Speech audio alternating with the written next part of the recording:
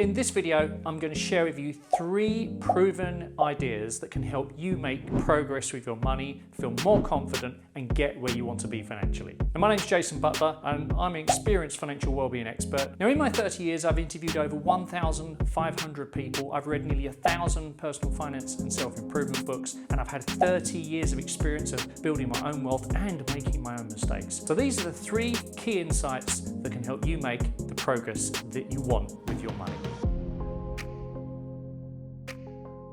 So insight 1 is this: don't get hung up on having smart goals.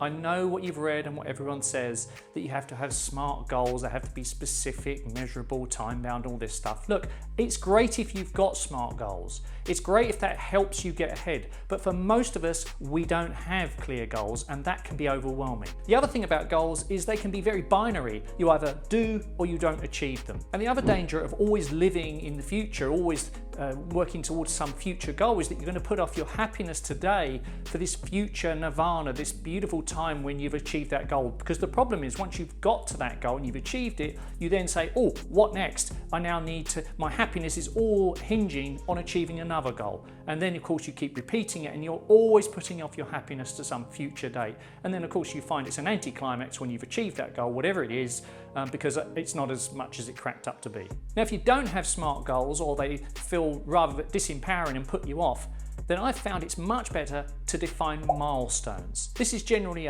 your best guess of where you'd like your life to go, of what you think good would look like. It's a sort of checking in point. It's less binary, and it's okay to keep changing those guesses. And if you like this video and you're getting value from it, then please do subscribe and like it, because that helps grow the channel. The second insight is this: you need to prioritize. The fact is, you can have, be, or do anything you want, but you can't do it all right now and all at the same time. So whether you've got milestones you're following, smart goals, or a combination of the two, it's much better for you to organize those into a range of priorities.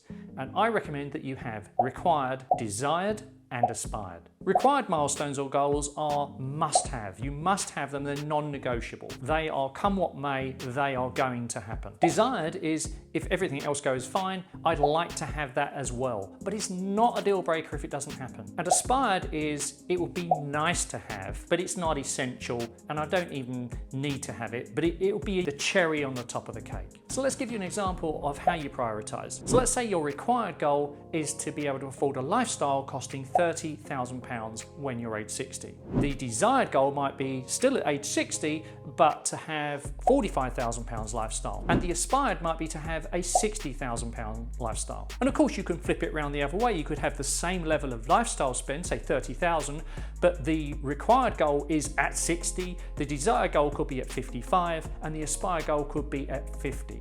So if everything goes right, you have some luck, investments go well, you manage to earn good money, and etc., and taxes are lower than you expected, then you can get nearer to the aspired. But if things don't go as you expect them, or you have some disappointments, then you can still be happy with the required. So organize your milestones and goals by required, desired, and aspired, and that gives you much more flexibility. And the third insight is to focus on developing positive, helpful, and effective daily money habits and behaviors, because small things incrementally over time add up to big results. You're not looking for big bang, you're looking for small, you're looking for achievable, you're looking for daily, you're looking for things right now. So examples of how you develop these habits are, for instance, you automate everything. You make sure that savings and investing just happens. You don't have to think about it, it's there. If you're repaying debt, that happens automatically. The more you can automate, the less you have to think, and that way you are more likely to follow the plan. Always say no to debt unless it is to buy property. Using debt of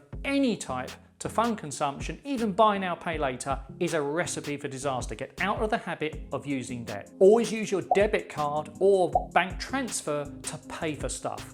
Don't use credit cards, buy now, pay later, overdrafts, or any of that stuff. You want to increase the pain of buying, so you really think through, is this a good use of my money? And work to some form of spending plan. You notice I don't use the word budget. Use a spending plan. Use something like my smart spending system or someone else's system, but have a plan for where you want your money to go before you earn it. If you get into that habit, you'll soon quickly make progress. Instead of thinking about saving and investing 10, 20 or 25% of what you make, instead think of living off of to fund your lifestyle 90, 80 or 75% of what you make, because that feels much more empowering and a lot less sense of loss. And finally, ask yourself, with your daily money habits, is this getting you nearer or farther away from your milestone or your goals? And once you think like that, then it will make you much more conscious about what you're doing on a daily basis. So in summary, those 3 insights: think in terms of milestones rather than goals if you don't have SMART goals.